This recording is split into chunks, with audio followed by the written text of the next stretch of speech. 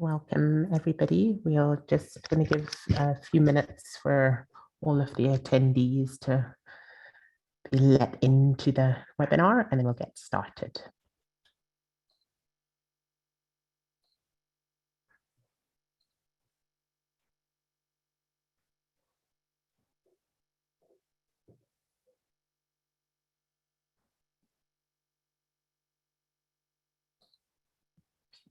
The numbers seem to be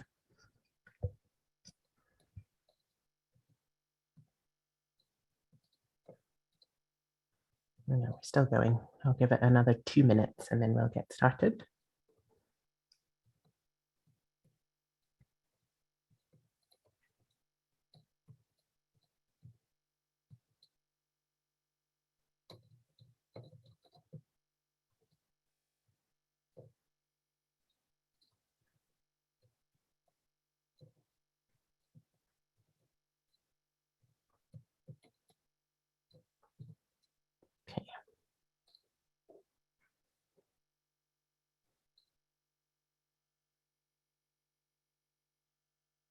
Okay, our numbers seem to be steadying. So let's get going. Thank you for everybody for joining us this afternoon. I'm sure some of us are all webinared out. It's nearly the end of the year. So thanks for taking the time out of your afternoon to dial in with us. We've got a really exciting program for you today. And as you'll know, this is our Driving Distributed Generation webinar series that we are running in partnership with the Energy Intensive Users Group and the Minerals Council South Africa. And the whole series is sponsored by Genesis Eco Energy and RMB. And this webinar in particular is sponsored by Trina Solar. Kim, I think you can jump to the next slide, and yeah, you can go to the next one. I don't need to see myself. So the focus of the discussion today, and we've gone through basically the life cycle of PV plants, but we're focusing on operations and maintenance of distributed generation plants, but also excited to do the launch of the O&M guidelines that SAPVIA have been working on in collaboration with our partners at GIZ and Solar Power Europe. So what I'm going to do is just introduce each of the speakers as we go to each of the sections of the webinar. What we'd really like, again, just because I'm sure you are webinared out, is for this session to be interactive. So in the main body of the session, where Zaid and Wolfgang are going to be speaking, we'd ask that you please ask questions, and then we will present those questions or discuss those questions as they go through the topics and the talk, so that we can just have a bit more of an open debate rather than you being talked at for a whole hour. So what I'm going to do now is just hand over to, we've got Mate Heiss, who's the Director of Global Affairs from Solar Power Europe. He's in charge of Solar Power Europe's partnerships and cooperation activities with global organizations, and at SAPVIA we work quite closely with him. He represents the association in global fora such as the Arena Coalition for Action and the Global Solar Council. In addition, he oversees Solar Power Europe's Emerging Markets workstream and the Life Cycle and Quality workstream. Mate, if you don't mind, I won't go into all of your qualifications. You've got a lot. And then we've got Philip van Sek from GIZ, who are one of the main sponsors of the guidelines. And he's responsible for the renewable energy activities of the South African German Energy Program, or SAGEN, implemented by GIZ, the German Development Corporation. So I will hand over to both of you, and then we will get started with the meat of the discussion today. Thanks. I think, Philip, you're first. No, it's actually Mate who will start. I can go ahead. No It's Mate. Thank you, Philip. It's really good to be here. And to see, you know, the collaboration between Solar Power Europe and SAPVIA come to fruition. I would just like to give a quick background of this cooperation between the two associations, and then formally launch the South Africa edition of the O&M Best Practice Guidelines. So if I recall correctly, Nivesh, correct me if I'm wrong, the two associations signed an MOU in September 2020, so slightly more than a year ago. And in that time, we worked on a number of things together, including a recommendation paper in the context of the IRENA Coalition for Action for South Africa. But I think that the cooperation activity that we can be the most proud of is indeed the South Africa edition of the O&M best practice guidelines that we are going to talk about. And so if we go to the next slide, then we can jump right into it. So the first few slides, I'll just give some reasons for why operation and maintenance are really important. And on this slide, you can see the impressive cost reduction of solar electricity generation in comparison with other power sources. And you see that on average, solar has become the most competitive, the cheapest source of electricity as of 2020.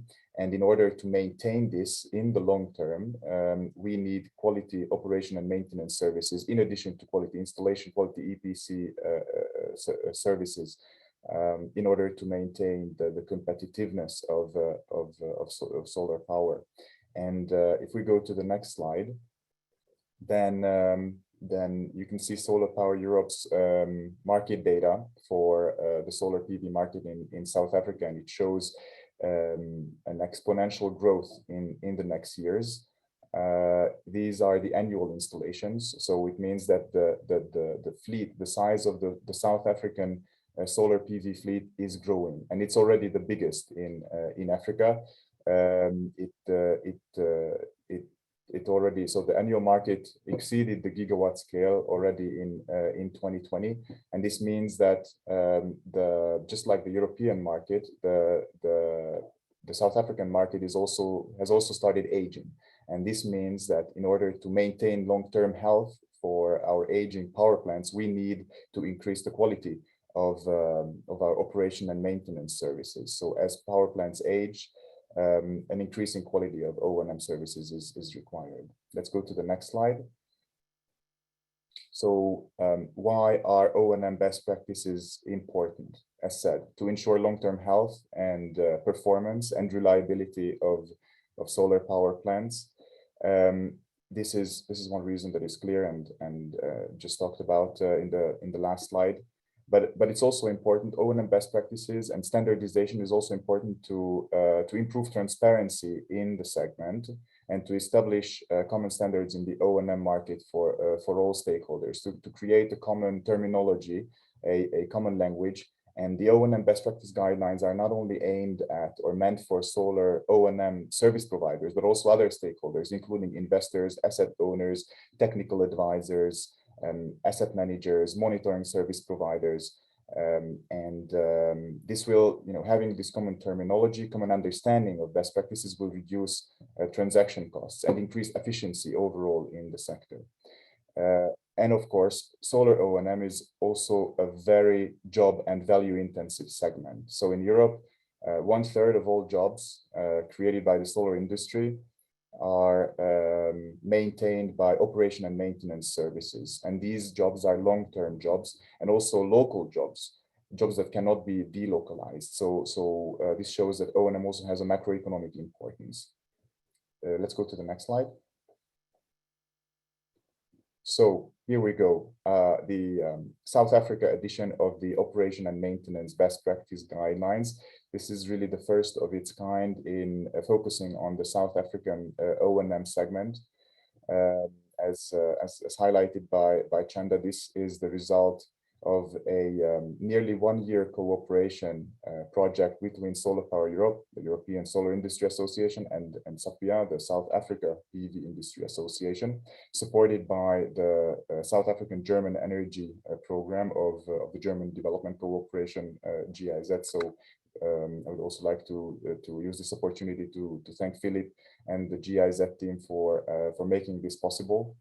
These guidelines are based on Solar Power Europe's European O&M best practice guidelines, which are also available on our website for those of you who are interested in the European market. But we, in the course of of nearly 1 year, we worked together. We brought together more than 30 solar experts from Europe and South Africa to adapt the European version of the guidelines to the South African context. For example, taking into account specificities related to the South African grid code. It contains 14 chapters, over 120 pages, with useful annexes, and it can be downloaded from Solar Power Europe's website. So as of right now, it's already available on Solar Power Europe's website. I think it will also be available on Satvia's website soon. Let's continue. I see that the link has been shared in the chat, so feel free to keep a click already. Let's go to the next slide. And these are the contributors of the work, and thank you very much to all of them. Some of these companies are European companies, others are South African companies. Many of them operate in both South Africa and Europe, and they really delegated top experts from the field of O&M into our joint task force, and it has been really a very rewarding activity. Let's go to the next slide. This is just a glance of the chapters, then the topics that we've covered in the guidelines: introduction, definitions, environment, health and safety, personnel and training.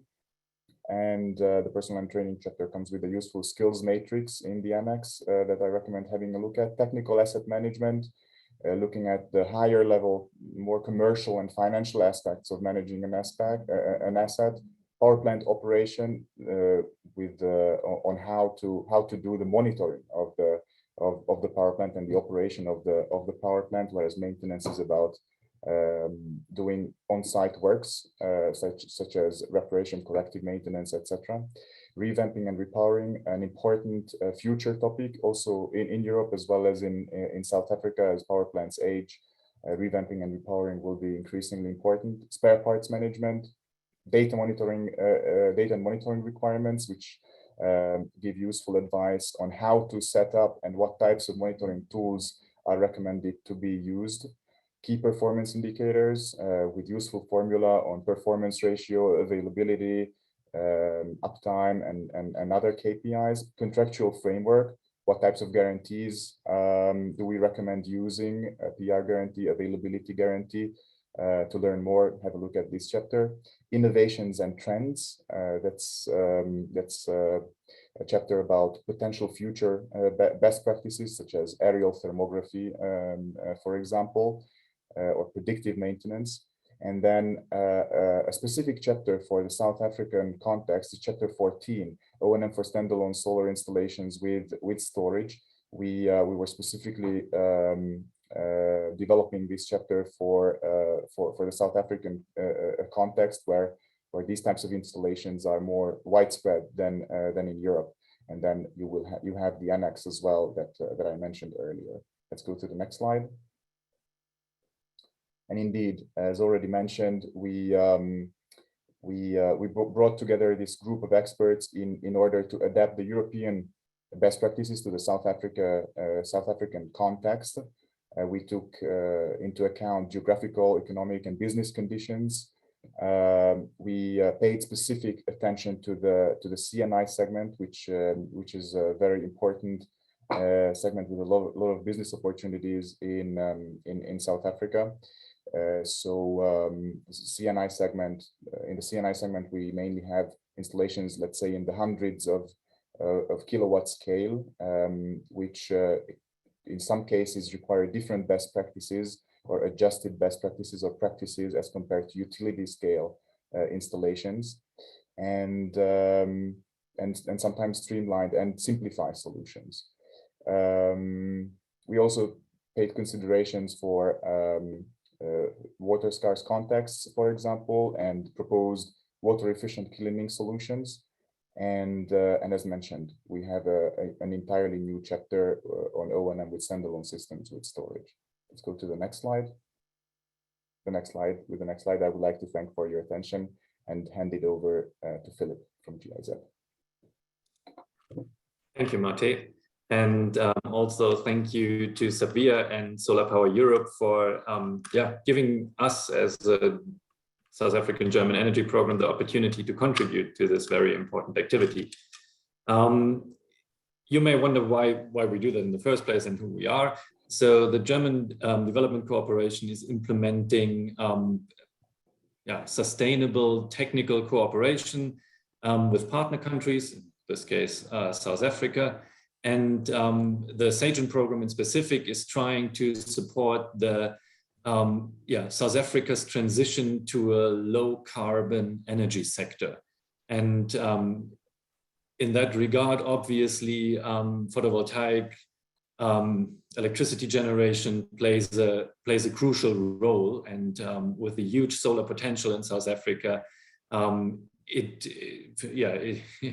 it would not be a good idea for us to not consider this. And hence we have a long-standing relationship with Sabia. We are supporting quality assurance mechanisms like the PV Green Card for several years now. And when the opportunity arose to also support this activity, we were more than happy to do this.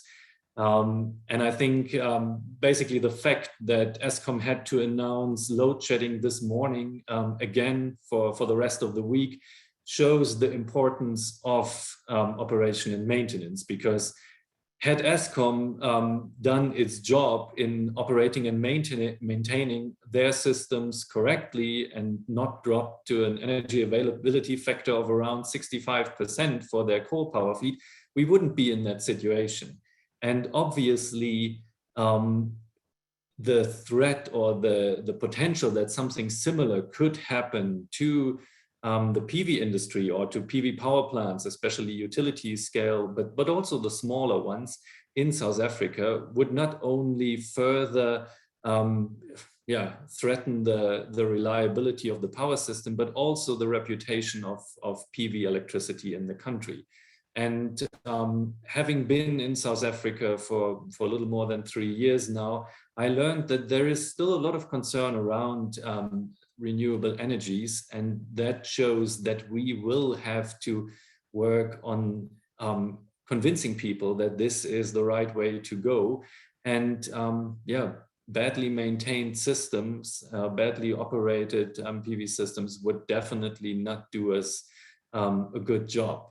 So that's why GIZ SAGEN is delighted to have been part in this activity, to have been able to fund some of the work, and to see this great outcome, and to see the guideline now being available for stakeholders in the sector in South Africa. Thank you again to Sabia and Solar Power Europe and all the working group members for their great work and dedication put into this. Looking forward to many great working PV plants in South Africa. Thank you. Thanks, Philip and Mate, for the introduction and the overview of what we've been up to. So as both of you have highlighted, I think managing and operating and maintaining plants appropriately over the full lifetime of the plant is really important. And often what we focus on is the development and getting projects, for utility scale ones, through the bidding process and getting them constructed. But we forget that the plants actually have to run for the next 20 lots of financial models up to 30 years, and don't spend as much time on the operations and maintenance or thinking about it as we should. So often budgets are lower for this part of the life cycle. Staffing can be sometimes compromised depending on who's responsible for it. And I think what we were trying to do with working through the guidelines is to learn lessons from what's been happening in Europe with plants that obviously have been operating for a bit longer than we've been operating plants in South Africa, and to just get as much contribution and knowledge from different actors across the value chain of solar PV as possible. So our two presenters were part of the of completing and working on the guidelines from the beginning, and they're going to unpack them over the next hour. Reminder to please ask questions as we go along. So we'll try and stop every couple of slides just to facilitate that discussion. But our presenters are Zaid Vauda, who's a senior project engineer at UL South Africa. And he's has served as an owner's engineer, a lender's technical advisor, and independent engineer for over 25 projects under the REIPP rounds in 1 to 4, and participated as an advisor or designer on several of the world's largest PV, wind, and battery storage and landfill gas projects during his career. He's currently part of UL's Global Energy Renewable Advisory Group, with a focus on driving some of the world's biggest and most complex hybrid renewable and storage projects with UL and Homer Energy. He also is currently chairperson of the Satvia Grid Access Technical Working Group. And our other presenter for this slot is Dr. Wolfgang Rosenberg, who's the VP of Operations and Maintenance at TCO Solar. And he's been responsible for operations of utility and CNI scale PV projects in France, Italy, and Germany since 2014. His portfolio comprises ground-mounted and rooftop systems. Before he was involved in project development, design, and construction of these kinds of plants as a managing director of the French subsidiary of a large German EPC company. He also sits as a member of the lifecycle quality and sustainability work streams of the Solar Power Europe. So I will hand over to these two experts, who I'm sure will have a lot to talk to us about, but we're also very willing to ask questions. So over to you guys. Thank you, Chanda, for your introduction. We have decided to do this presentation together, Zaid and me, because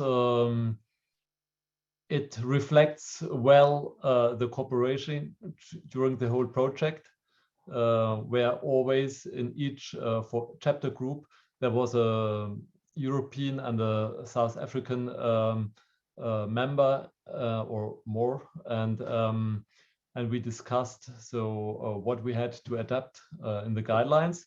So we will make the same here.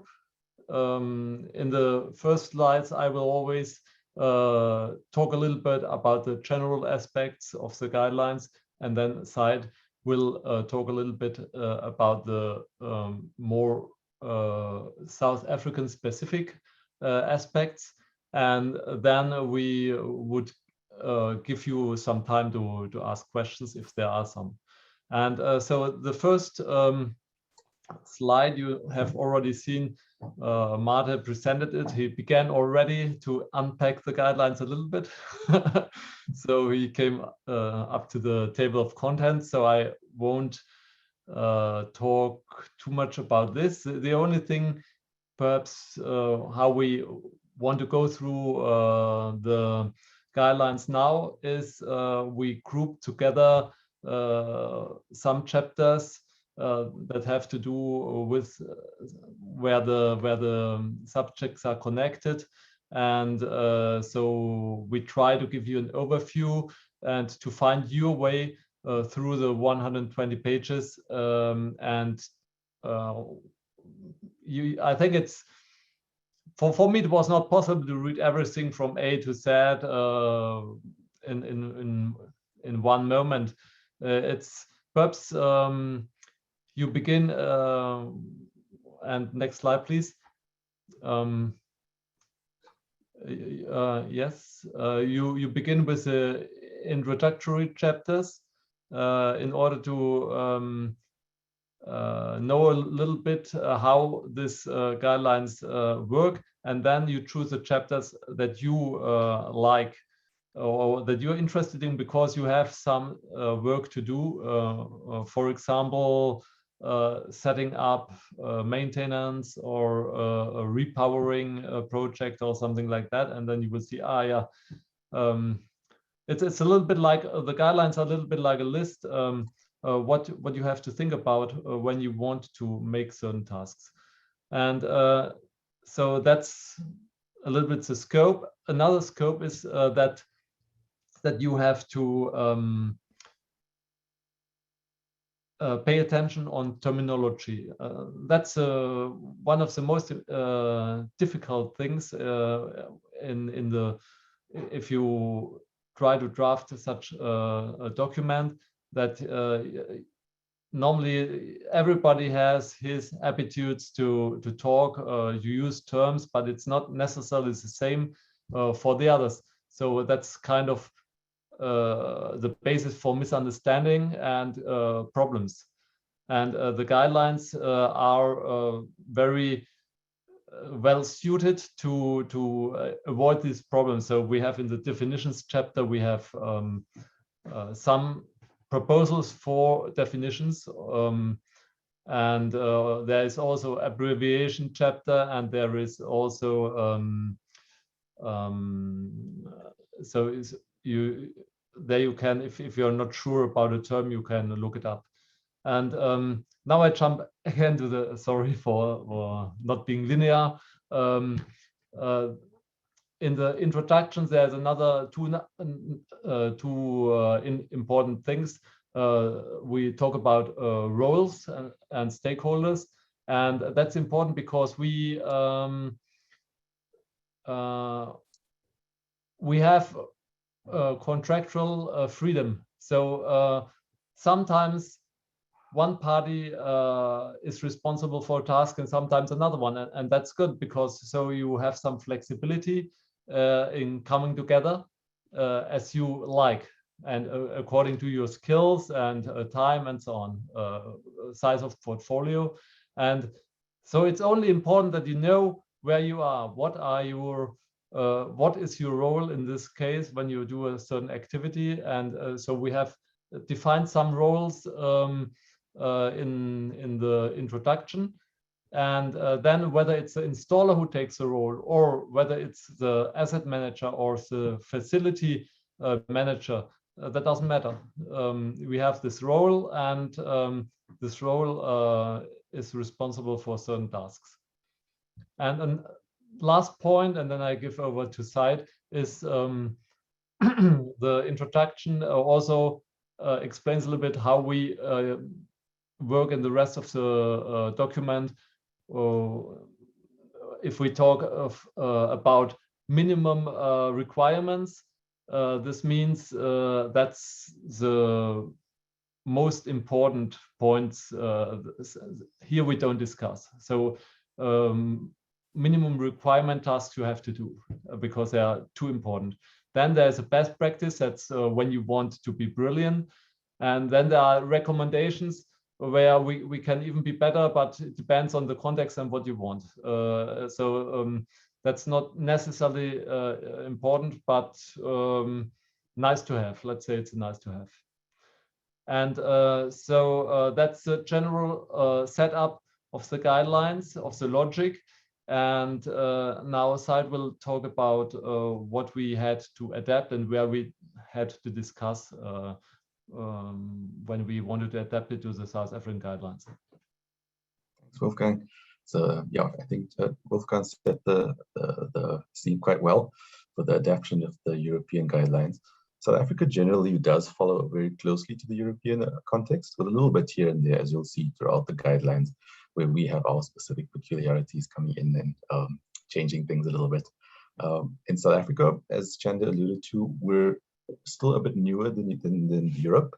For example, our first utility scale projects were commissioned around 2013, 2014. So most of them are sitting at the 7 to 8 year old mark into the O&M operations period. And if anybody who owns a car knows, that's about the time when everything starts to break, when the warranties and guarantees just run out. So the O&M space is quite interesting in South Africa, and that we are going to encounter a lot of the challenges that our European counterparts have just been dealing with. But they're but 10 to 12 years into this, so they're over the hill that we are going to climb soon. In terms of the chapter guidelines, for the introduction and definitions, as Wolfgang said, we tried to South Africanize it a little bit, but largely the terminology and the definitions, we follow very much international best practice. Some of the things that we are more particular about in South Africa is our installers tend to be a little bit more involved. They have to do a little bit more than what the installers in Europe would do. And sometimes that role involves better cooperation with the other stakeholders, like the asset managers and the departments and the EPCs, for example. So South African installers tend to be pretty good. We're getting better, and they take on a very large role in the process.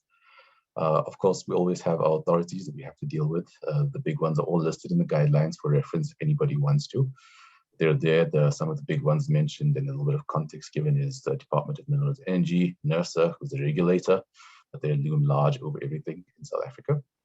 As is Eskom, our beloved utility, RETEC, the Renewable Energy Technical Evaluation Committee, they are the responsible party for regulating grid code compliance in South Africa.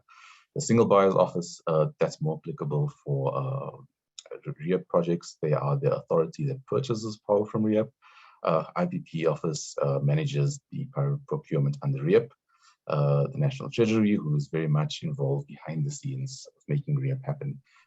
And we have a few more like DBSA and some very familiar South African names listed there.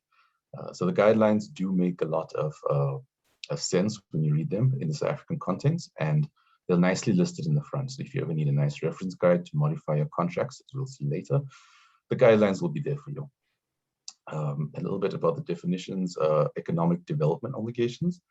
This is more unique to South Africa. We don't often see it in every market overseas. It's not so strong in Europe, but definitely very strong and relevant in South Africa. And we talk a little bit more in the guidelines about how this is defined, especially in the REAP context, in which case there's defined targets. Those targets are not only on the EPC side, and throughout your operation period, you are obligated as a REAP project to spend a certain amount of your revenue on economic development. So the O&M entity definitely does have a role to play there, and it's not just in the installer or the operator, but also as from asset manager side, and all the beneficiaries below them. So, Janda, I think from our side, that's a little overview, a quick overview of the chapter. Plenty more to discuss, but are there any questions? There is one question, which I just let me press live answer, otherwise I get it, from Louis Wenzel, who's asking whether there's any mention or inclusion of local standards and codes in the guidelines. Okay, I think I'll try and answer that one. Throughout the document, we do mention relevant codes. Obviously, you know the main ones like the SANS code, etc. But there's plenty of others like the South African Grid Code or the Occupational Health and Safety Act. There's plenty of recommendations. There's no specific chapter there, where we just try and make a very dry list of code, but it's dispersed throughout the guidelines. So if, for example, there's a chapter relevant to power plant management, there's a relevant standard that we reference there. Most of the standards are based on international standards, but South Africa has a few. And where those are necessary, we try our best to bring them into the guidelines for everyone. Thanks, Saeed. I think you can keep going. That was the only question for this bit. Okay, Kim, I think next slide, please. Okay, so this group of chapters treats the personnel and environmental aspect, and of course we can't, and that's true for all the chapters. We can't go into details and explain exactly the situation in South Africa or for the European version in European countries. Because that's too complex, and that's why there are the laws and the explanation of the law. So if we would put everything that treats, for example, health and safety in this chapter, we would end with a guideline of thousands of pages. So, but what we try to talk a little bit about the logics, how it works. So that and their South African system is quite similar to the European ones. That we always have to make a prevention plan or something like this. So you talk about the risks. How can I mitigate them? How can I use protection? Individual or collective protection, and then I try to increase security and safety by procedures, by planning the activities, by controlling access, and so on. And of course, it's also important training and feedback loops to increase the possibilities and to increase security. And the other point is environmental quality. That's very important in Europe because there's always a discussion of the environmental impact, and we started from a negative approach. So everybody wanted us to prove that there are not so many negative impacts of a PV project. And now, after 10 years, we are more there that we prove how many positive impacts are there, aside from producing renewable energy, for example, by increasing, especially in ground-mounted systems, biodiversity. But of course, there are also positive impacts in the C&I sector. For example, if you have your car, there's a lot of sun, and your car is in the shadow of a structure with PV modules, and you will be very content that you don't have to go into a car with 50 degrees, but it has 25 degrees. So that also positive impacts of a PV plant in the C&I sector, apart from the energy generation. Then going to the training part and social embeddedness. So please, next click. We have, of course, we need, since we are new industry, we need continuous skill development. Also because the technologies are developing, there's always something new. Every day you can read something new about modules, about batteries, about how you set up projects. You can every day learn something new. And so you need a lot of skills, technical, but also communication skills. And of course, the environmental health and safety skills for everyone. And it's best to plan it and to be very concentrated in developing your team in an active and conscious way. And we provided a training matrix to check where we are or where we want to go. But there, of course, there are a lot of other techniques. We can't go very deeply in the human resources development sector here, but at least since it's very important, we put this together with the environment, health and safety part in the first place of our guidelines. Now, Said, perhaps you can say something about the South African aspects. Sure, no problem. Thank you, Wolfgang.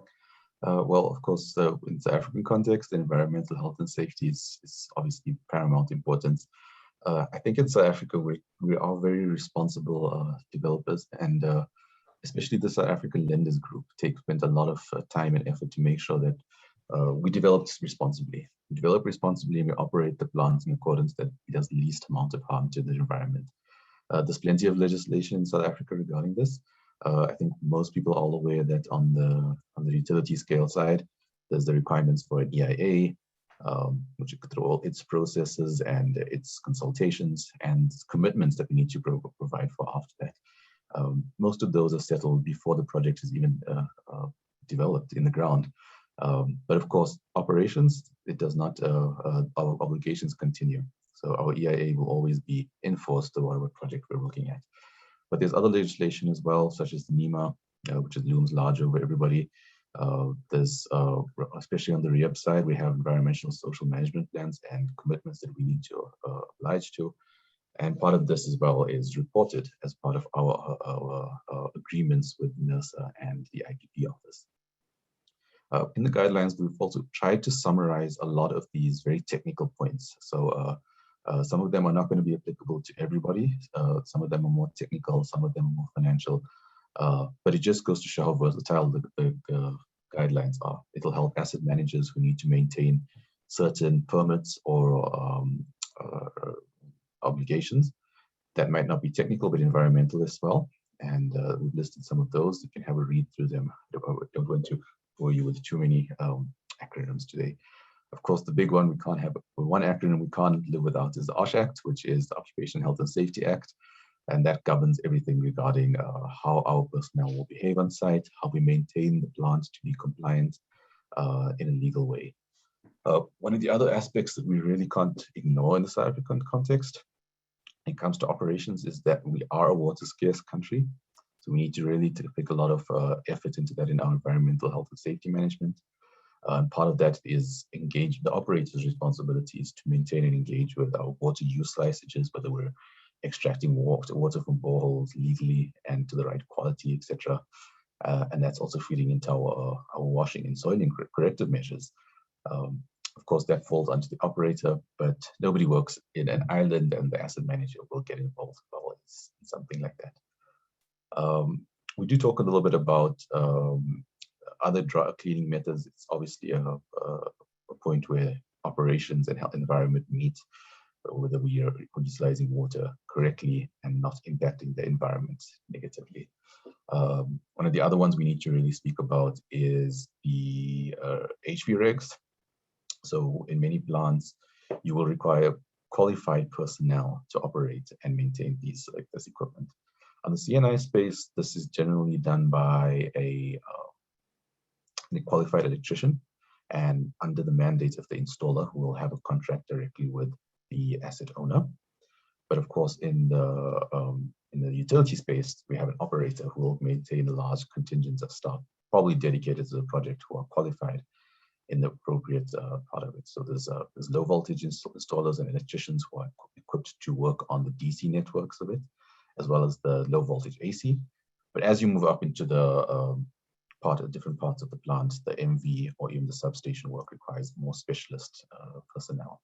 And those are listed in the combination of the OSH Act, as well as SANS 10142 Part 2 with the HV regs and the requirements for a GMR2, etc. But we've tried to lay it out as clearly as possible in the guidelines, so that if you are ever creating a O&M agreement or trying to just get your reporting in line, make sure that you can go through the list and not miss anything in terms of environmental health and safety. Some other peculiarities we've included, especially under the personnel and training, is things about safety, about snakes, which is not quite common in Europe, I'm told, in most parts of Europe. And then linking training and personnel to economic development. South Africa is still a developing country, so we want to do a lot of skills transfer. I think the CNI space is doing a fantastic job. They're doing a lot of employment and a lot of training, and this is natively being pushed by themselves just because of pure natural growth. On the utility scale side in REAP, this is also being driven not only by it's driven by legislation and commitments. There is requirements under REAP to train personnel and to upskill people, which is fantastic, and it's creating opportunities for plenty of entrepreneurs in South Africa. One of the things we do encourage, especially in the CNI, but also on the utility space, on the personnel, is training under the PV Green Card scheme that's offered by, or not offered, just incepted by SAPFIA, if I'm not mistaken. We think it's quite a good course to give people a good grounding and some consistency, which is coincidentally also part of these guidelines objectives. And yeah, that's a bit of a summary of these two chapters. Chanda, over to you. We've got lots of questions. I think you answered the first one, which was from Aubrey Lotriet, about whether it covers takes into account the electrical regulations and the OHS Act. So Aubrey, hopefully that does cover your question. If not, ping it again, but I'll mark it as done. And then Jandre Van Sale, on the continual economic development obligations, can you explain to what extent it can be taken in terms of feasibility due to competitiveness on pricing? Where does this costing lie in responsibility? I don't know if you want to try that one, Zaid, or I should. I'll try, Chandra, but you can correct me after.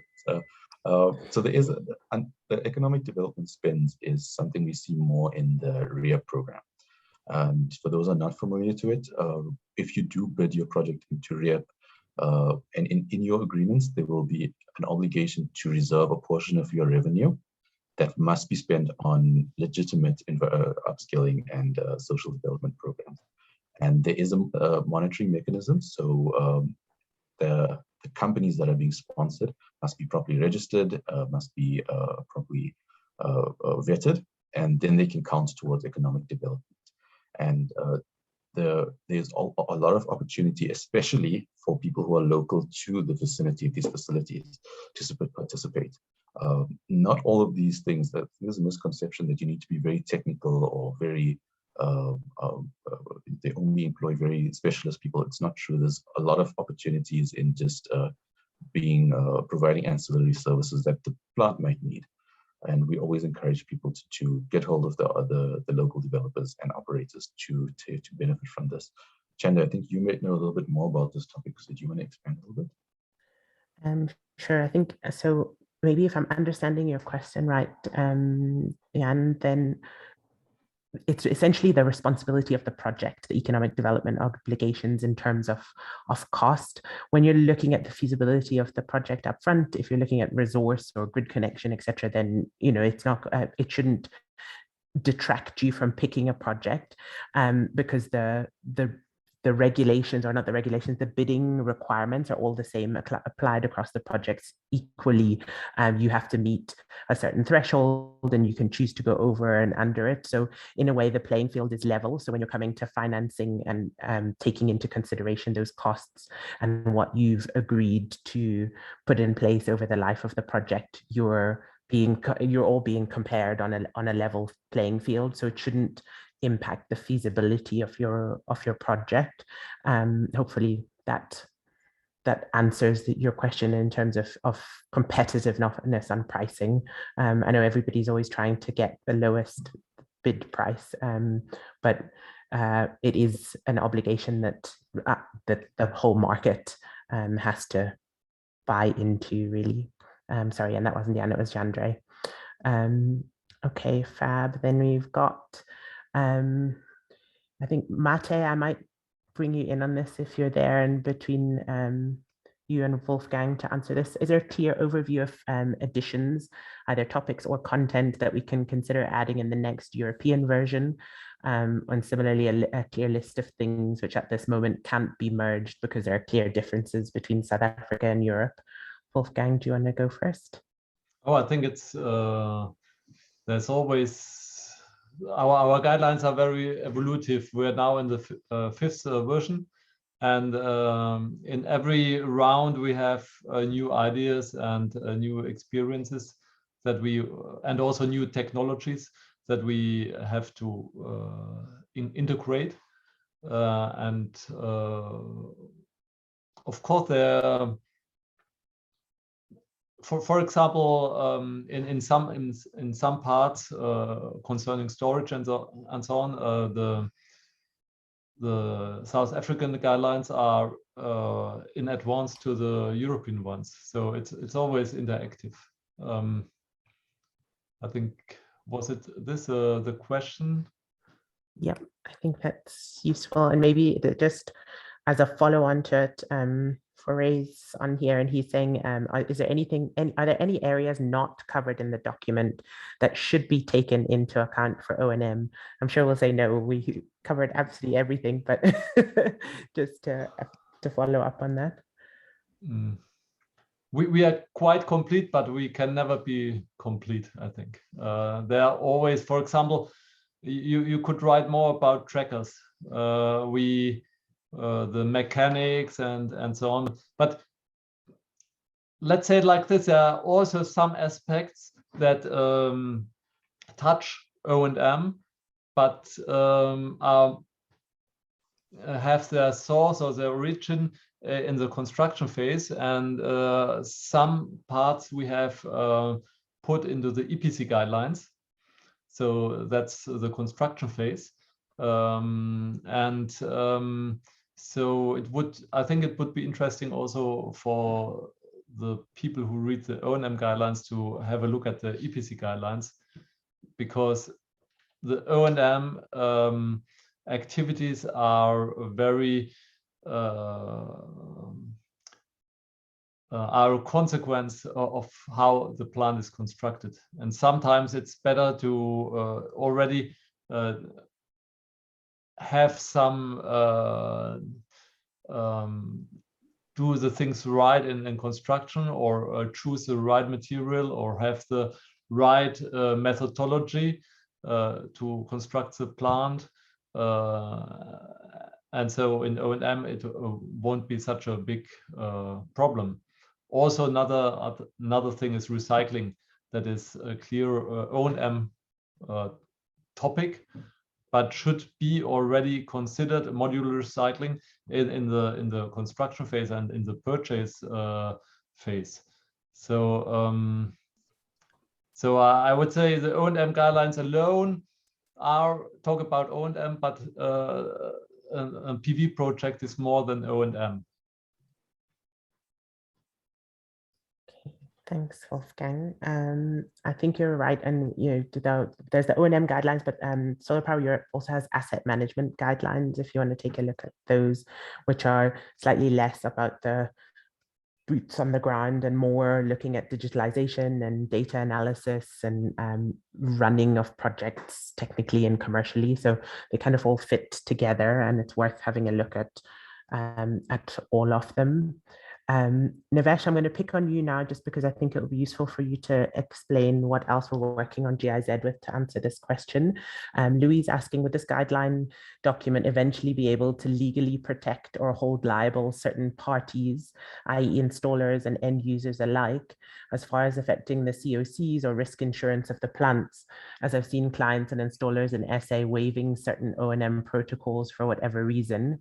But surely someone should be held liable for premature degradation of a plant, whether it was poorly managed, installed quality, or poorly planned maintenance schedule.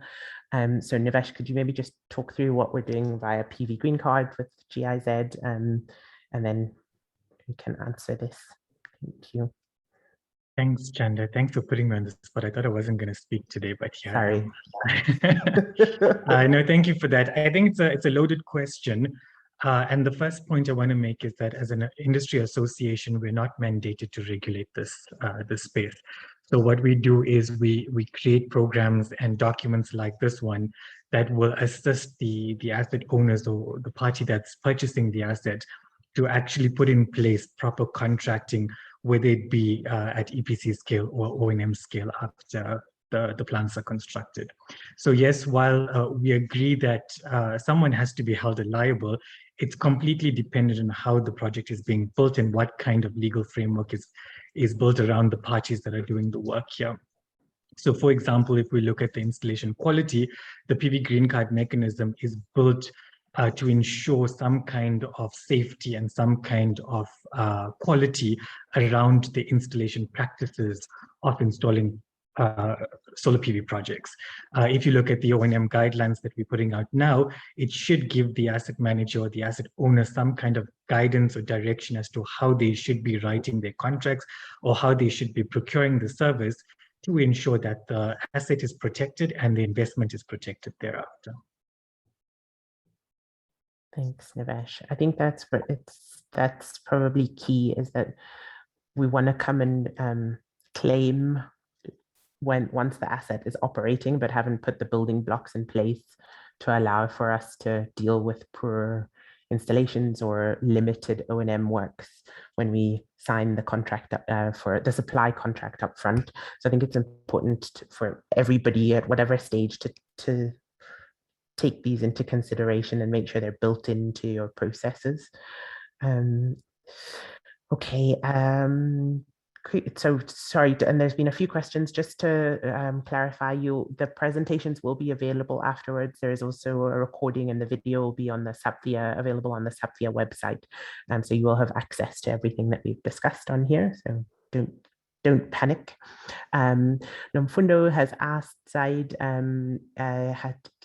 appreciate that we can have such guidelines, and are they considerate of our SA grid code? Is Nomfundo's question. Yes, great question. My favorite topic, and the answer is yes. Time limit, Zaid, time limit. To keep my time limit, I'm going to say yes. We're going to unpack it a little bit. I promise to keep it short later in the presentation. But yes, there is some a grid code does come into the operation of the plant, and we'll see just in a minute in the power plant management section. But yeah, of course. Okay, thanks. And then Foray's asked a follow-up question, which I'll pose to Wolfgang, because I think it's more in the EPC guidelines. Does the guideline look into designing for maintainability?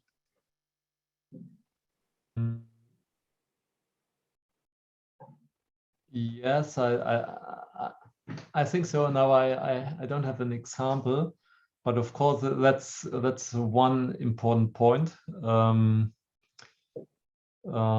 We have it in mind, that's for sure.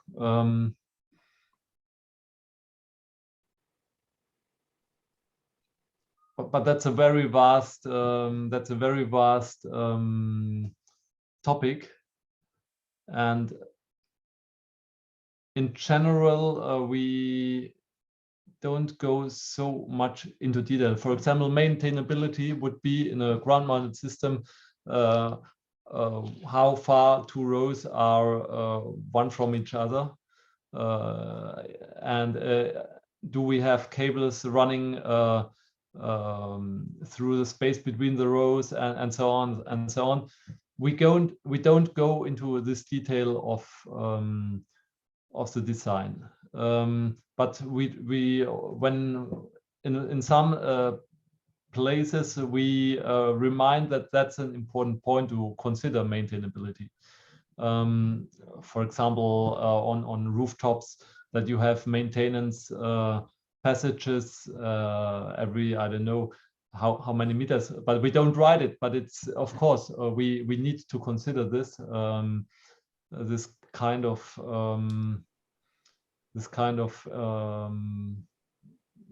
aspect. But we don't go into the details. So it's not a guideline to how to design a PV project. It's more a guideline how to set up the processes for O&M, for asset management, for EPC, and how we can avoid major faults. But on engineering, I'm not sure that we go into the detail of maintainability and say, oh, it must be like this and it must be like this. Maybe it's something that we should consider at least having some high-level generalist points the next time we update it. Yes, it's a good idea. Yeah, thanks for the question and thanks for the answer. Okay, Kim, I think then I'll hand back over to you guys and we can go to the next slide.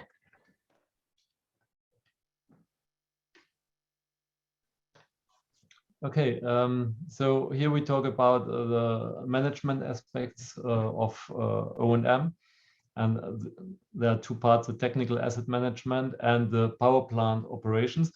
And to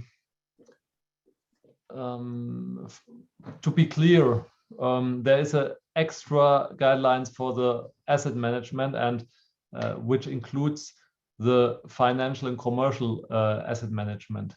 So the guy here on the photo of the chapter 5 is a little bit misleading because he's calculating, and so it pushes us a little bit to the financial asset management. But we talk here about technical asset management. That's normally divided from financial asset management because these are different profiles, skill profiles. And often asset management, technical asset management is made by the O&M company. Sometimes, especially if these are big plant owners, they have their technical asset management in their company, and so they make a direct control of the operations part, and so they are more separated in this case. So having said this, the consequence of this is that we have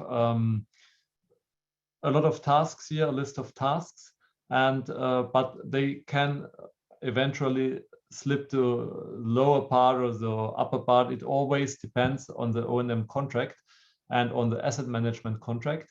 So it's like a toolbox. You have to decide how you want to play the game, and the only thing that is really important, that the responsibilities are clearly defined in the contracts. And what we see more task for technical asset management is the technical reporting, inspections. And here we talk really about high-level reporting, so I know to the banks or to the owner, and to the inspections, also here high-level inspections, perhaps every 2 years, something like this. Then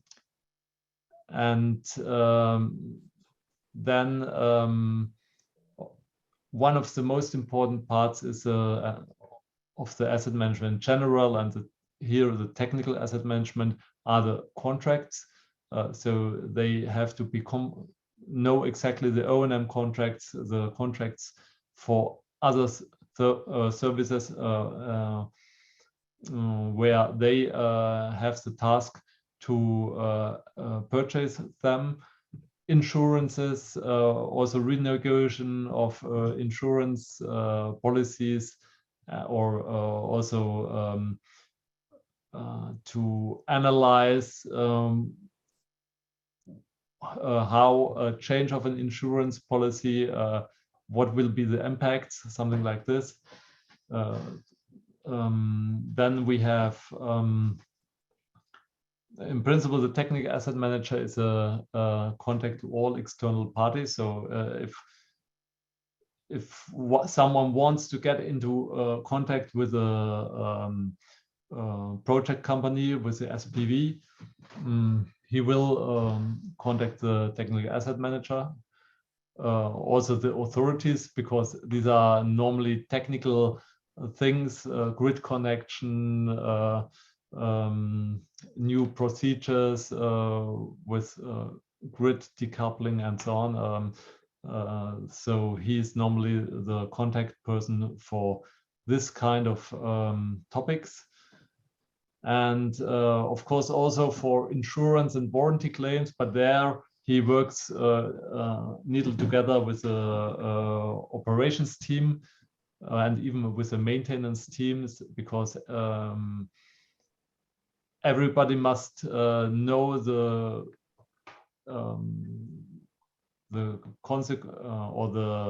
procedure, the warranty procedure. There are normally delays to be respected and so on. So all this, but he, the technical asset manager, he manages this kind of subjects. Also, of course, health and security. And then in the power plant operations, they one of their important tasks is the document management. Of course, this can also be at the side of the technical asset manager, but they have at least they are responsible for the evolution of the documentation. So if there are changes, that they they document the changes, and also they signal if there are problems with the documentation. Then perhaps the most typical task is fault management, how it works, so that they have normally operations center, they operate operations center, and there come in the alarms and the data, and so they make a first analysis, then they open eventually ticket, they trigger the maintenance team, and then if it's too complicated for the local maintenance team, they escalate it to a second level where our higher skilled engineers and who can eventually, if necessary, contact the manufacturer or other experts and so on in order to solve the fault as quickly as possible. And always its objective is to reduce losses to a minimum. And that's also more generalized the case for, so we want to optimize the performance. We only can do this when we monitor correctly the performance. And of course, we also have to, the plant operator has also to know exactly the plant controls that exist. So plant controls are the mechanisms that may eventually switch off a plant if the grid demands it, or even the grid operator himself has a possibility to use such a plant control to change the active power or the reactive power frequency and so on. So this kind of implementation side of the plant controls, and in principle it's a little bit the grid code, but the implementation of the grid code is plant operations, whereas the contact to the authorities is more the technical asset management. So other tasks, maybe forecasting to whoever needs this forecast. Change management, that means I already said it's important to have this procedure in a well organized, so that the documentation always reflects the current state of the plant, not the state that was there when it has been constructed, and also to avoid a little bit the quick changes, that the good ideas that in the end make a mess, and that we have very often. Change management protects you of doing these quick changes, because they force you to make a good analysis of the situation, also cost analysis, and then do the right things or don't do the wrong things. And last point for power plant operation is to control the site access, also to be in neat contact with a security management, security company, and is eventually to set up a security plan for the plant, and to also the actual work of the health and security management. Now, how are things in South Africa? Thanks, Wolfgang. I'll try and just breeze through it. I think Wolfgang covered it quite well.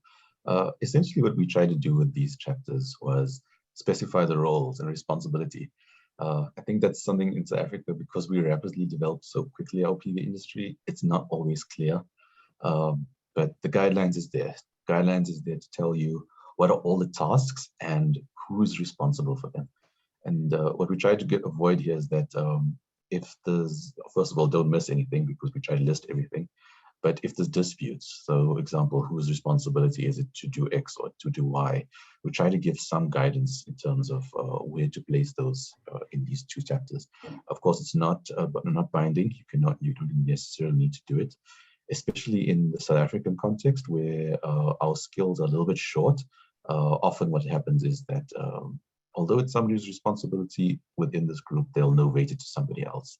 And that's totally okay. As long as it's covered in the contract somewhere and nothing is missed, somebody must do it. Of course, there's two big groups, as Wolfgang pointed out. The technical asset manager, who can be more interpreted like in South Africa as the owner, the shareholder of the project, especially the SPV on the rear projects, or just the owner of the infrastructure if you've got a rooftop project in CNI. And the power plant control guy is more what we would see as the operator or the owner and provider, we call in South Africa. But what the guidelines tend to say, they're not the same people. So if, for example, the project forgets to pay its bill to SARS, who's responsible for that? It's not the operator who's switching the thing on and off every day. It's the asset manager. But at the same time, if something trips and has to replace a breaker, it's not going to be the guy who's trying to pay a water bill. It's the operator who needs to do that. So that's what the guidelines, in essence, try to spell out a little bit. There's lots of duties specified there. We've listed some of them about the need for the installer and the asset manager to cooperate. In some cases in South Africa, they tend to be very much bleed into each other, especially in cases on the CNI space where a building owner who might have a large PV project in his roof says, I don't want to deal with this. I'm going to novate it to a company who built it to manage it on my behalf. I just want the power at the end of the day. That can't happen on the re-up side where there's clear definitions there. But there's also obligations these things have, for example, to maintain your permits and your insurance and guarantees. Obviously, that'll sit with the owner, but maintained via contract to the operator. In our South African projects, there's obviously obligations to NERSA, where we need to forecast and give our day-ahead look-aheads or one-day-ahead look-aheads. Somebody has to do that in the operations phase. So also clearly, this is defined here as well. Who owns the warranties and guarantees that's of the equipment that's there, and also to manage the insurance policies. So largely speaking, the technical asset manager would do the contracts management and the claims and be the interface between the project and the wider world, while the operating plant manager operator will tend to swing spanners and switch things on and off, etc. The technical expertise sits in both. It's not like Wolfgang said, it's not just paper pushers sitting in the technical asset manager side or just in the power plant controller. You need people with the right skills to do either part of it. And that's like either maintaining grid code or checking if the inverters are functioning correctly, looking at are we in compliance with all the project documentation and finance documentation, and make sure we don't break the law in either case or standards. Chanda, I'm going to hand over to you for questions. Thank you. We've got one question, and I think it's directed to you, but I'm actually just going to ask Niveshan to come in from a PV green card point of view rather than putting you on the spot. Nivesh, can you reveal yourself, please? According to the the OHS Act, only a registered person may sign off on a COC. In terms of PV green card, the PV green card mentioned earlier, there's two questions. Does this constitute a natural person to be competent to sign off on the COC clause 5.1 design? And then second question, does the PV green card constitute that the natural person is deemed as a registered person, or do they still need to get sign off from the said classification in the Act? Thanks, Chanda. I hoped you would put Zaid on the spot because he's one of the chairpersons. You should know this. But nonetheless, let me answer. The quick answer is, no, let me start with limitations. So with the PV Green Card program, remember there are limitations. We look at small scale embedded generation.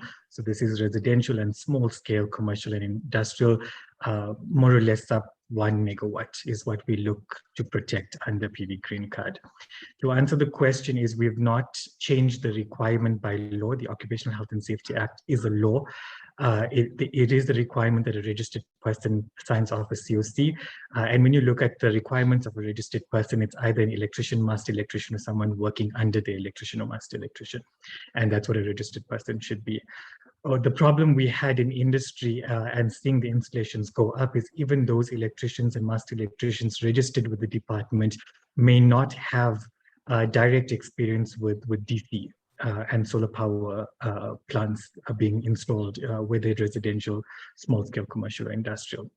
And what we did is we created the curriculum to upskill electricians to understand how to deal with solar PV and the DC side of solar.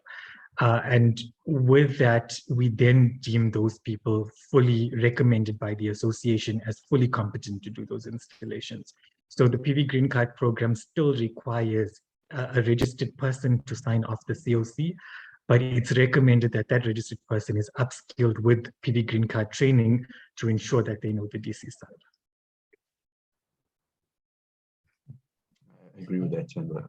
As a professional registered engineer, the responsibility will still remain to be competent, and you can't just use, you can't, without the relevant base competency, I don't think you can sign off on anything just with a PV Green Card in your pocket. I think it gives you a lot of technical knowledge and comfort to people who are employing people with PV Green Card certification, but there will still be some legal requirements, especially when it comes to COCs, in which case a properly registered person with the correct authority or the engineering council, etc., or department, etc., will be needed. Thanks, both of you. So I think we're going to go to the next slide. Just a heads up that we don't have very much longer left.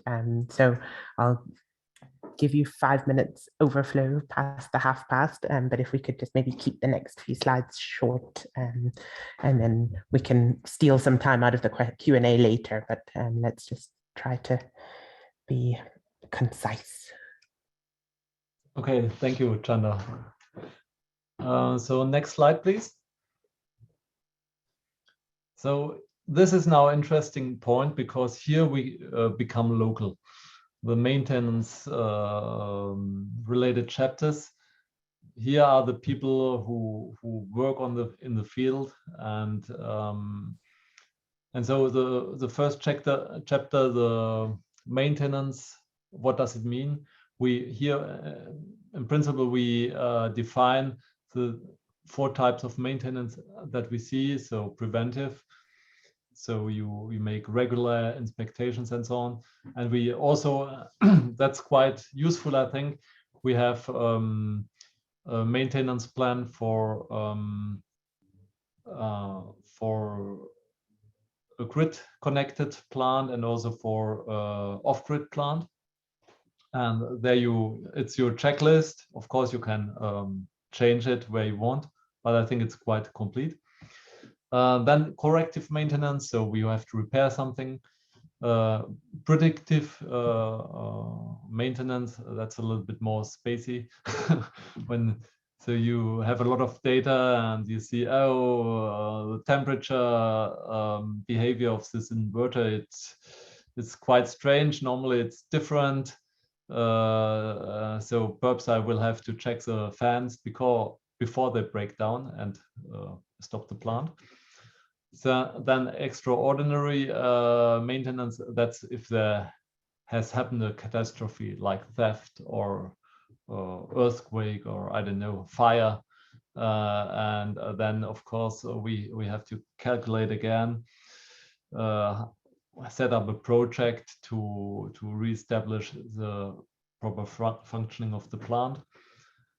And apart from these 4, we have additional services like the site maintenance, so the grass cutting and so on, and also panel cleaning, on-site measurements and so on.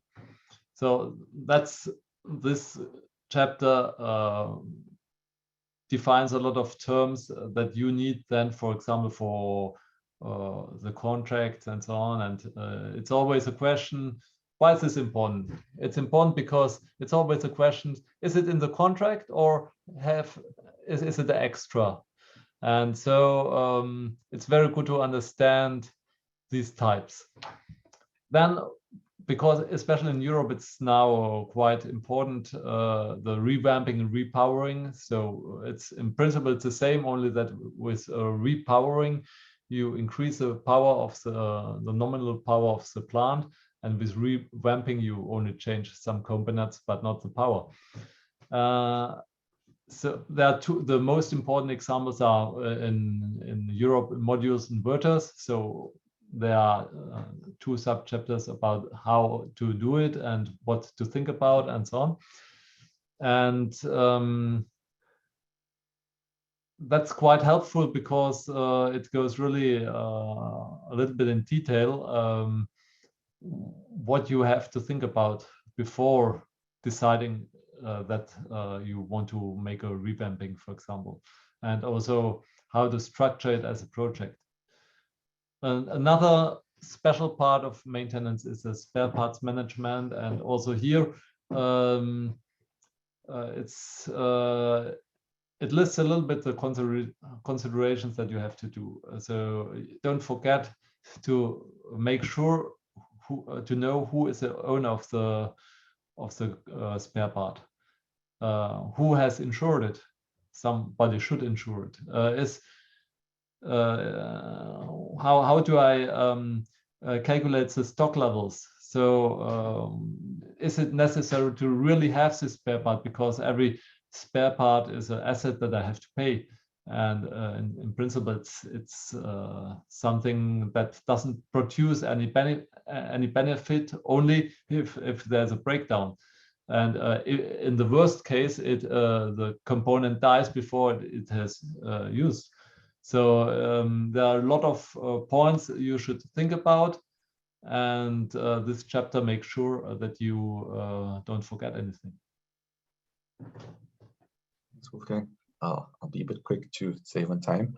But as Wolfgang very well described it, South Africa is very much in line with European international standards, best practice with operating and maintaining the plant. These 3 chapters are the meat of it, the bones on the boots on the ground situation, what we do on a daily basis. In about 30 seconds, we'll just summarize. We have put some South African particulars in there, things like having a look out for your lead times on spare parts, etc., which may need to come from a round trip from Europe. Looking at things like skill shortages, availability to actually service the equipment, which might be imported as well. The use of water is quite an important one. On revamping and redeployment, it's something that will become more common in South Africa. Like I said earlier in the presentation, we're just getting to that 6-7 year mark where things start to break down and we need to relook at rebuilding parts of the plant. It's not that South African operators are not familiar with this. Under the REA program, several projects have had to go through massive revamping or changing of core components, either redoing the whole modules or all the transformers or all the inverters, etc. Then the operation parts plays a role in it. It's not just the EPCs who come back and fix defects. Sometimes the defects liability period is long gone, and then it is up to the owner to identify and then fix things with the operator. So that's where the operations part of it comes into play. Obviously, one more thing to look at in South Africa is security issues, which is increasingly a concern, especially with the modules, inverters, and our favorites, batteries as well. Chanda, over to you. Thanks. No questions right now. I think maybe just a few things to highlight that people often forget. End of warranty inspections. I know nobody ever wants to pay for them, but they are very useful in allowing you to ensure that defects can be claimed under your EPC contract, which means there's access to a lot more money than under your O&M contract. So do them. And then just looking at your slide here, for getting to isolated areas. And as we look at these CNI projects, particularly on mines and in remote rural areas, important to just understand where your spares are coming from, whether people are going to be on your site or not, or they're being shipped in, ideally not, from other places and hubs. And so just having those discussions up front and making sure that everybody's clear about their expectations. So I think you can keep going. We haven't got any questions on this bit. Okay, next slide, I think. Okay, now that's a quite long part in the guidelines, because it explains you what are the components of a monitoring system, what are the minimum requirements of such a system and so on. So these are two quite technical chapters. I think there I don't go into the details. It's quite complete. We have the monitoring system on one side and the communication on the other side. Also there we need to understand that communication is very important for the quality of the monitoring data, because if you have a lot of cuts in communication, then it depends on the data logger, but you may have peaks and other things that you have to filter out afterwards. So always take the best internet connection possible. So if you can fiber, of course, it's more problem of ground-mounted systems in rural areas. For Sindai, normally they have a good internet connection, and so they won't have all these problems. Another point is cybersecurity, of course, but that's more or less a translation of what is known in information technology, and so we have to apply it in this in our sector. And we, of course, we mustn't forget it. For example, it can happen if you have a hacker in you have a G4 router, and there was once a firmware leak, and the message it was known, and 5 days later our internet router began to have a traffic of 5 gigabytes per day, and before we even noticed it, we had a bill of 100,000 euros.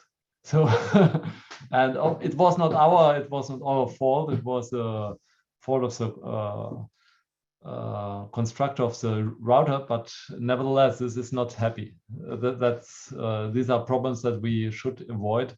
So take care of cybersecurity. Then the next chapter is about KPIs, key performance indicators. There are two kinds of KPIs, the power plant KPIs, and they describe the performance of the power plant. The most important are the PR, of course, the performance ratio that tells you how well your installation transforms light energy into electrical energy. And then you have the availability, and so the raw availability is the technical availability. So how often your components do really produce, how often your inverters are online, and so on. And so it's a little bit, it's a quite technical chapter with a lot of formulas, but they are important because there's only one PR. There are not 2 or 3 definitions. There's one PR, and we have to understand it, and we have to understand all the variations. What are the implications if I talk about yearly PR or monthly PR, and so on. So there are a lot of aspects. I can't go into details here. And the second group of KPIs, next please, is, oh, it doesn't come here. There was restructuring. Okay. Is the O&M service provider KPIs on the lower right hand side, and there we talk about the performance not of the plant but of the O&M service provider, and so how quick did he react, so reaction time, and if we go into better details, then we have the reaction time, that is the acknowledgement time, then we have the response time, the resolution time, and we should be very clear about what we are talking about, and so we have clear definitions in this chapter about this. and also some other KPIs like schedule compliance, whether the O&M company fulfills the schedule that was in the contract, or is there enough preventive maintenance, or do we have to do a lot of corrective maintenance because the preventive maintenance was not well done, and so on. So this kind of KPIs. And then we have a third class of KPIs that are derived from the other two classes. So we say, okay, for example, availability. We have the plant is down, but the plant is down because grid was down. And if the grid was down, I can't do anything, and it's not my fault. So we have to exclude these grid downtimes, for example. And so by integrating these exclusion factors, we come to the contractual KPIs. And on these contractual KPIs, eventually we have to pay money, or to liquidated damages, or we have to we can receive a bonus. Also in the two ways it should be in the contract, and so on. So that's a KPI chapter. Perhaps we will. Do you want to do questions now, or is Aida Yeah. gonna? There's one question, and then maybe we can head into the final couple. Hi, Chris. It's from Chris Nivison. Under the heading Health, Safety and Risk Management, risk mitigation is listed as one of the services provided. What about general risk mitigation plans, such as wildfire and vegetation plans, which are important to insurers? Who am I directing that at? You're both. I think risk mitigation often is already in the conceptual phase of the project. So you need a basin for water and so on, or you have to have a vegetation-free space and things like this, and that's normally already in the permits so before even it's in the development phase often. Of course, then it has to reflect also in the maintenance. So you have to keep this corridor free of vegetation. You have to get the cut grass out of the plant and so on. But this is normally the maintenance makes what they are told. So what they are told, the one who says it, it's the operator or even the asset manager. And what does he ask the maintenance team? That's the basis are the permits and I don't know, mitigation plans, also insurance contracts. Saeed, anything you wanted to add? Wolfgang covered it quite well. Yeah, maybe on that as well, Chris. I think a lot of the risk requirements and risk registers come as a result of the lenders wanting to see them in the quarterly reports, but also from you guys and the insurers. So they tend to pop up at the SPV board level and then be filtered down to, I think, the asset manager and the operators, rather than necessarily specific holistic plans that kind of cover the wildfire and vegetation. At least that's what I've seen. I know from the assets working group that there's been a lot of discussions about the changes in the insurance sector and what's happening in the requirements. So can I ask you to please come join in and ask all these questions and provide us with answers to them, so that we can also open up a kind of feedback loop with the insurance sector on behalf of all of the plants. I'll assume that that's a yes, and then Kim's going to hassle you to come participate on that. Okay, then second question that we have here is at our solar, from Rachel, at our solar installations that are live, they're proving to have major connectivity issues for the O&M of the systems, especially in remote areas. What would you recommend as the best internet connectivity option? Maybe give that to you, Zaid. That's a great question. In fact, I won't take up too much time, but in the guidelines, we actually have a chapter where we specify the different connection types, whether it's Wi-Fi, 3G, 5G, WLAN, etc. So there's a lot of options listed there. You can even go into the point where, obviously we're not going to recommend, but for, I think in very remote sites, there's always the option of going for a satellite link. It's very project and site specific, but there's plenty of advice listed inside our guidelines if anybody needs some assistance there.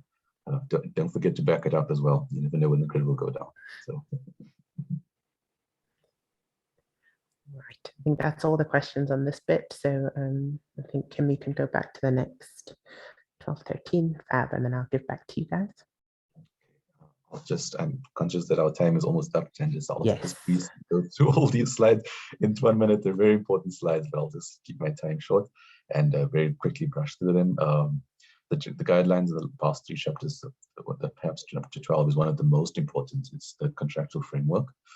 So there is some of our advice in there about drawing up the contracts and what to look for and where the different watchits are there.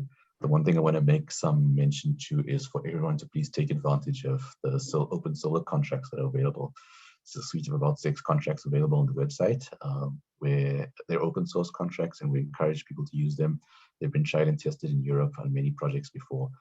Take them, make them your own, modify them with this guideline in mind, with your stakeholders as well, to particular requirements, and I'm sure you'll find them very helpful. The guideline has a little bit more about explaining some of the structures the contracts follow, like fixed price versus a cost plus system for the task that are at hand. It speaks a little bit about the guarantees, availability, and as Wolfgang pointed out earlier, PR, which is the favorite. There's some formulas there to apply, etc., and how these are worked into the contracts. Some interesting things there regarding the future of how in Europe availability guarantees are taking over, and PR guarantees are maybe not going to be the future, but we'll see for that. And of course, if any of those contractual requirements are not there, how are they are required for liquidated damages, etc. But always on a positive note, if we overperform, how the bonuses are paid. We need to pay special attention to that. The responsibilities, the spare parts, monitoring, reporting guidelines, all these laid out in your contract. The best time in any project, this is true for renewables or anything, I always advise clients is get it right in your contract. If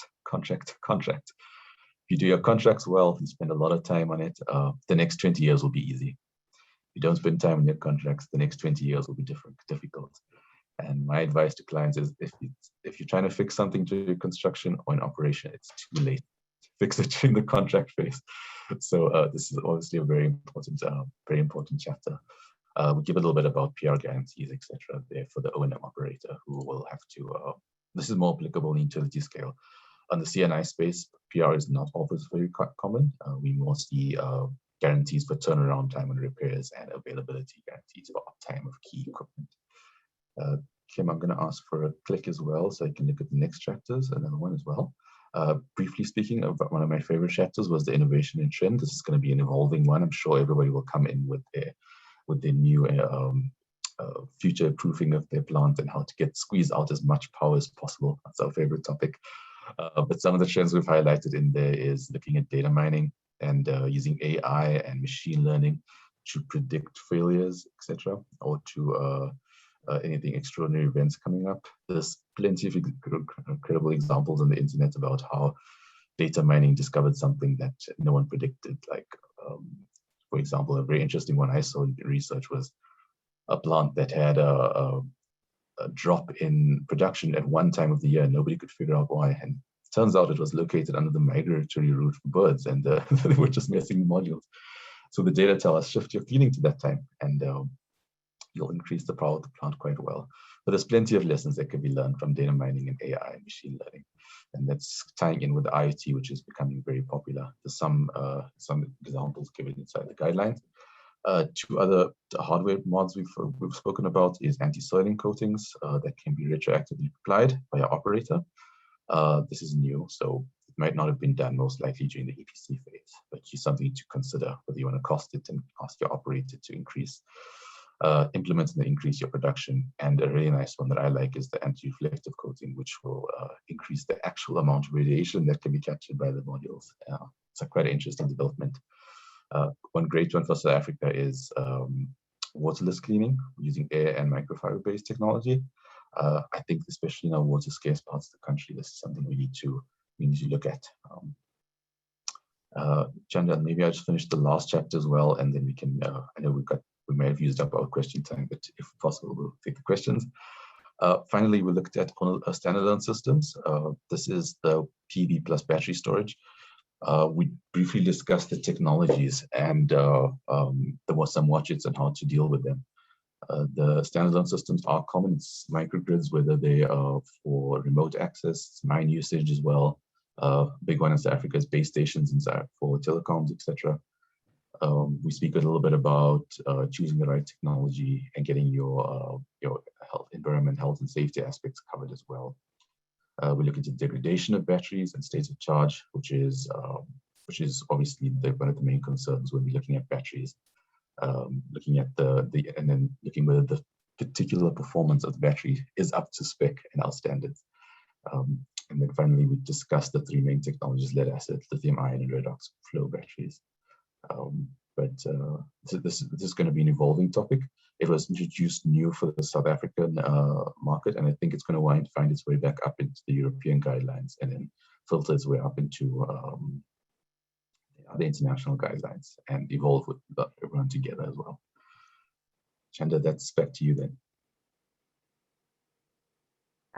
We do have one question. Chazwell, I'm going to just do your question after we've done the sponsor spotlight, just so that we don't run out of time. And then feel free, anybody else, to put some questions in for the last bit of the Q&A, if that's okay. Thank you, both Saeed and Wolfgang, for that. I think it was really useful. I think the interaction was helpful, so people can get all their questions off their chests. Really much appreciated, and we'll come back to you in the Q&A for the other bits, the other final questions. Thank you, Kim. So our sponsor spotlight is, as we said at the beginning, Trina Solar have sponsored this specific webinar. And our next speaker is Lawrence Vermaak, who's the sales manager for the African region for Trina Solar. He started in the renewable sector in 2011 with SunPower, formed part of the Round 1 REIPP Douglas and Griffspan project teams, and was also part of the team who established the Jinko Solar Factory in 2014-2015. Thereafter, he moved on to REC, then CSI, and now works for Trina Solar. He holds a degree in international supply chain management and is currently pursuing his MBA in energy. Lawrence, I'll hand over to you. You have 15 minutes, and then we'll probably just run a little bit over with the last questions. Have we got in there? Yeah, you're on mute, Lawrence. Okay, sorry guys. There you are. Yeah, I talk quite fast, so I'm pretty sure I'll run through this very quickly. Yeah, just to give you guys a little bit of idea of who we are. We're a global company. We've got 14,000 employees, and yeah, we are situated all over the world, and we've got an office in South Africa, and our head office is in Dubai. But let's get down to the actual slide. Next, Kim, thanks. So looking at the guidelines, especially, it was really refreshing to hear all of the chapters and to listen to and see what they're made of. And I think what we are discussing today as Trina Solar is also very much falls in line with the O&M guidelines, especially looking at chapter 5 with the asset management, where warranty is something that is mentioned as a particular element. But there's a few other elements as well that Trina Solar speaks to or complements the O&M clients of ours. So some of the other parts are the climate strategy that Trina Solar has researched and developed. Also the support that we offer to the CNI market, and not only CNI, also utility and residential. And then the after-sales support is also an important element, and then of course the recycling part of it. But let's dive a little bit into warranty. I think warranty is a big subject. It needs to be understood and carefully looked at when procuring products from suppliers. Next slide, please. Okay, so one of the things that really gives you a strong warranty is the bankability of the actual manufacturer or supplier. We need to understand that this plant needs to operate for 25 years, sometimes 30 years, as we've seen. So the products that's been procured and supplied to these projects need the companies that warrants or issues their warranties needs to be around for 25 or 30 years. And that is only possible through being a bankable company. So it's definitely an important factor to look at when looking at a company's warranty is how bankable this company is. Are they going to be able to, stand by their warranty throughout the period? The next factor, Kim, next slide, please. The next factor that's very important in the warranty process is the type of quality of products that you're going to be using. And this was also mentioned by Mate, which, the quality product will give you a better access to quality installations. It's more plug and play, it's more advanced, it's more researched. Not only that, the quality of the product also determines the health of the plant and the efficiency of it. So, for instance, our products that we produce has got over 200 in-house in-house process quality control checks. This starts from the raw material warehouse right through to the distribution center. We generally offer a 25 to 30-year warranty on our products for bifacial and monofacial separately. And then also we've increased now our workmanship warranty by 15 years. Next slide, please, Kim. So another important part that gives you a strong warranty is the actual technology that you use. And we've lately introduced 4 advanced features. We've increased our solar wafer size. We've increased the way that, or we've changed the way that we separate our wafers, which we call non-destructive cutting. This is basically what this process does is it leaves you with a smooth edge or a smooth surface on the edge of the solar wafer, which reduces microcracks, which again tackles the maintenance issue or efficiency of the plant. And we've also looked at how we interconnect our solar wafers, and we've introduced some multi-bus parts. Now, this has improved our mechanical and optical performance by 1.5%, which gives you a better efficiency on the solar plant itself. Next slide, please, Kim. I think this is one of the most important factors of warranties is the degradation. Now, with the new advanced technology that we've got, we are now able to, on a monofacial with a backsheet, give you up to 84.8% of on a linear warranty with a 2% degradation on your first year. And on a bifacial, we can give you up to 85% of the power reduction of these modules, also with a 12-year workmanship warranty. Next slide, Kim. Climate strategy is also something that you would need to consider. Tina Solar has investigated this and done a lot of research on it. And basically what our climate strategy involves is we're looking at all the regions separately to see what conditions are in these countries or regions. And then we produce modules with specific components like a specialized backseat or a double glass modules. For instance, the areas in red, we are not allowed to sell products with a standard backsheet. It's going to be a different backsheet, or it's going to be a double glass module. And so it goes on with lesser temperatures and stuff like that as well. So it's definitely an important factor. Next slide, please, Kim. So looking at the sponsor spotlight, the CNI market support. One of the key factors would be the turnaround time of downtime. And we have the following products that I'm showcasing here that will be readily available in our warehouse. We've set up office in South Africa. I'm based in Cape Town. We'll have someone in Johannesburg very soon. And we've got warehouses in both Joburg, Cape Town, and Durban as well. So offering local support. We've got local staff that can come to the site and support you and that sort of thing. So it's definitely something that needs to be looked at as well. And products being readily available both for not only the residential CNI market, but also for utility scale programs as well. Next slide. Okay. We've also introduced, and we don't have to spend too much time on this, we've introduced tracker systems with our new technology that will reduce the land space needed to install a same 86, call it 86 megawatt site. And we've also introduced a special type of bearing, so we can go into a lot more detail after this if you want to know more information.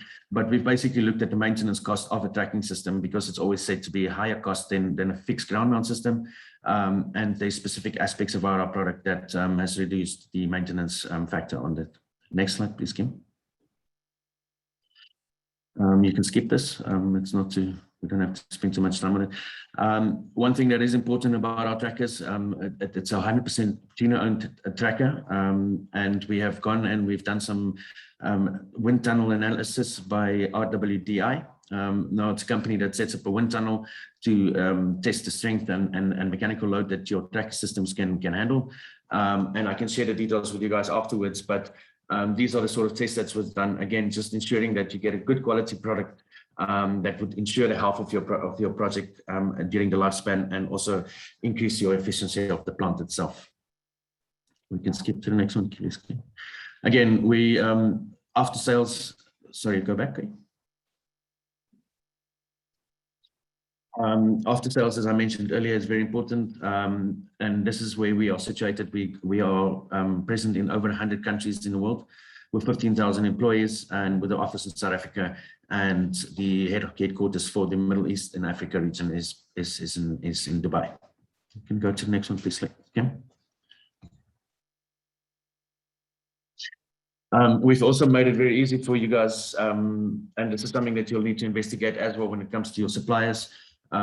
We've introduced a customer service portal where you can do inquiries, you can do module claims, and I think for this presentation itself, it's more around the turnaround time of processing a claim itself, a warranty claim. We've got a website where you just need to upload or complete a online form. You upload the pictures, you upload the barcodes or the serial numbers, and the claim process is started. Next slide, please, Kim. We've also introduced the Gina app, where you can also do your warranty claims and take pictures and upload them and complete the form.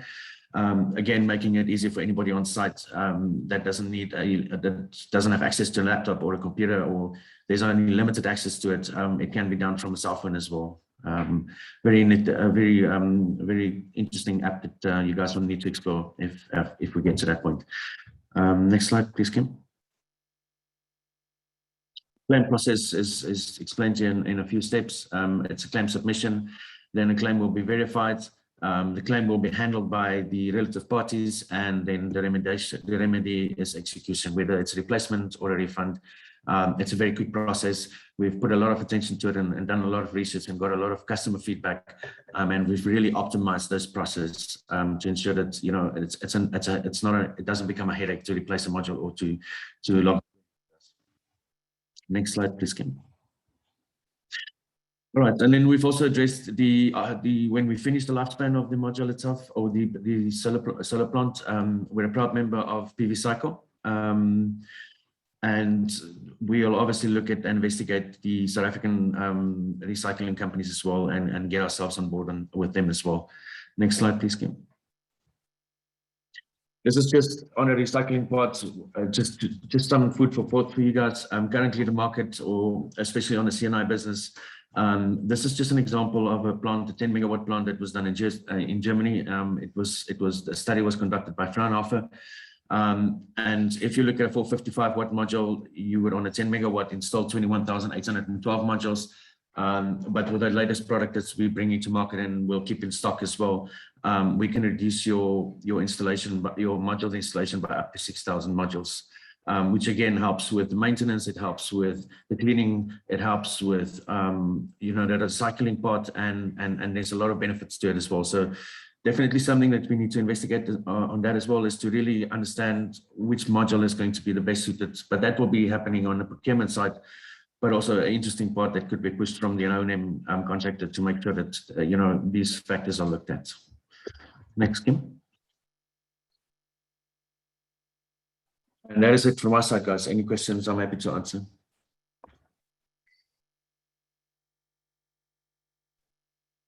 Thanks, Lawrence.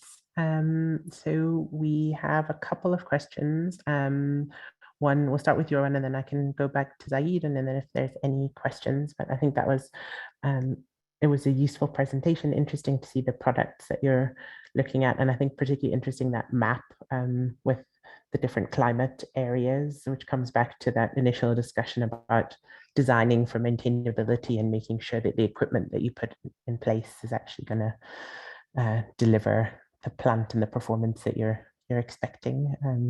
So thank you for that. We have a question from Foray, which I think is partly for you, and then Nivesh can also jump in on this. Do we have something like PV cycle program available in South Africa?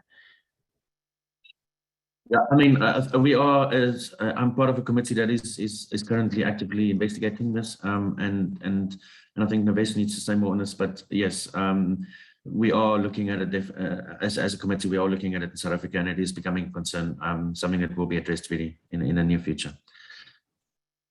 Okay, Nivesh, do you want to give a bit more detail on where we're at?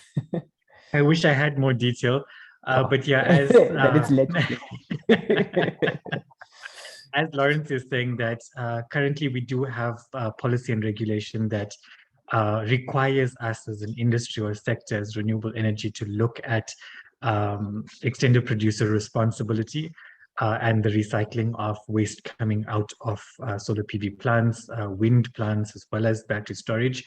So we are looking at what the requirements are, and as an industry, we will be replying to government as to what we can do best.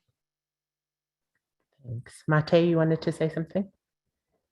Yes, indeed. I just wanted to say that this is very interesting to hear that South Africa is looking at PV waste management. I just wanted to say that there is some experience in Europe on that because of the fact that historically Europe's solar power plant fleet is one of the oldest, and there is existing regulation and existing practices. The PV cycle operates in most EU member states, and we as Solar Power Europe, also in collaboration with the association PV Cycle, have worked in several countries outside of Europe to support, in cooperation also with local associations, to develop recommendations for the recycling, for the PV waste management framework. So, for example, last year we published a report together with NSCFI, the Indian PV Association, on this. Currently, we're working on a report for Vietnam, and also in collaboration with GIZ. So this is just an invitation that we can maybe organize a round together with SAPIA, Solar Power Europe, and GIZ. If you're interested, we are happy to support on this topic. Thanks, Mate. Okay, we're going to go back to one of the questions from earlier, from Chaswell. So it's to you, Zaid. And can you please provide a bit more information regarding the IoT for PV systems? And we do speak about it briefly in chapter 13, which is on innovations and trends. Very interesting topic, very interesting chapter. In summary, there it's exploding market. One of the things we realized in the guidelines when we're drafting them is that the current state of play is that there isn't much consistency in the market.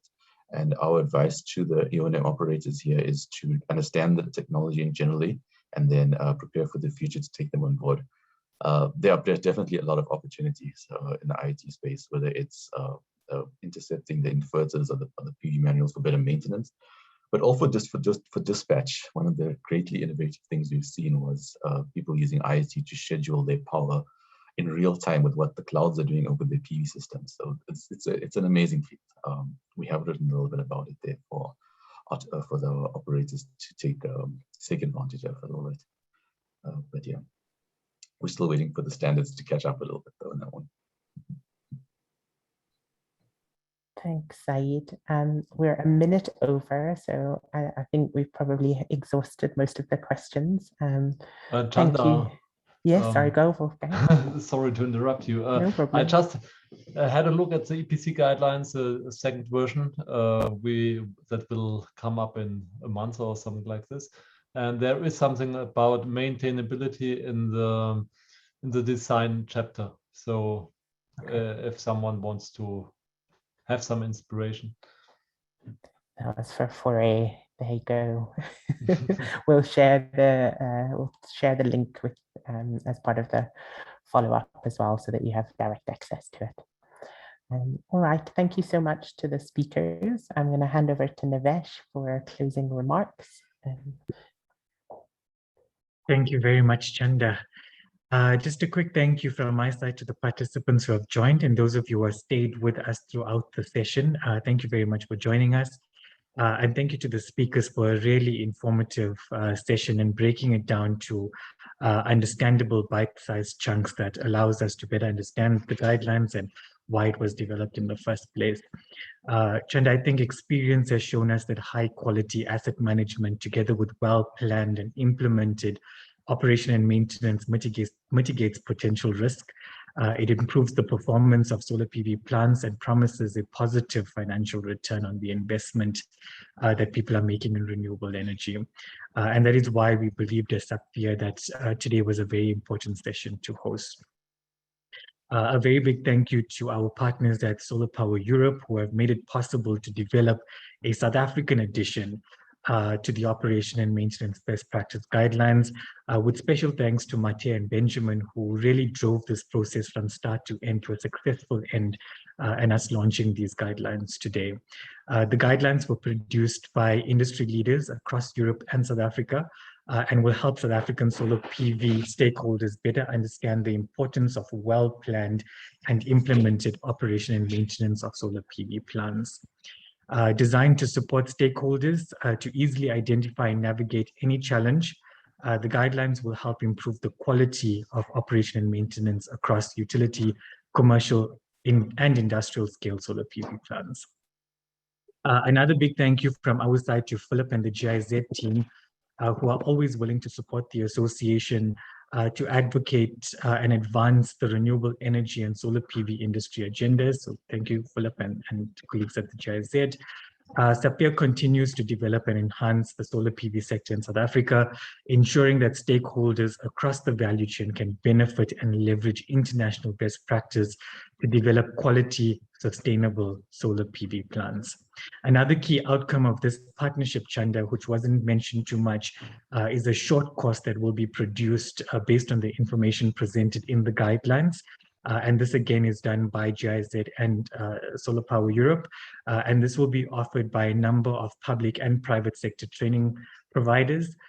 More details around the training will be released in due course.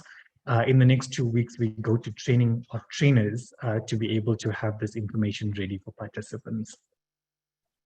These sessions, again, are made possible and allows free participation and access to information sharing by our very kind sponsors. So thank you to EcoGenesis and Rand Merchant Bank, who have sponsored this series, as well as Trina Solar for today's webinar sponsorship. And then just a quick reminder to the participants to please join us in our next session, where we'll be discussing solar PV and storage as the energy solution for the future. This will be the last of this series entitled Driving Distributed Generation. Again, from my side, thank you everybody for joining us, and enjoy the rest of the afternoon. Thank you. Thank you. Thank you, everyone. Oh, bye. Bye. Thank you. Bye. Thank you, everyone. Goodbye.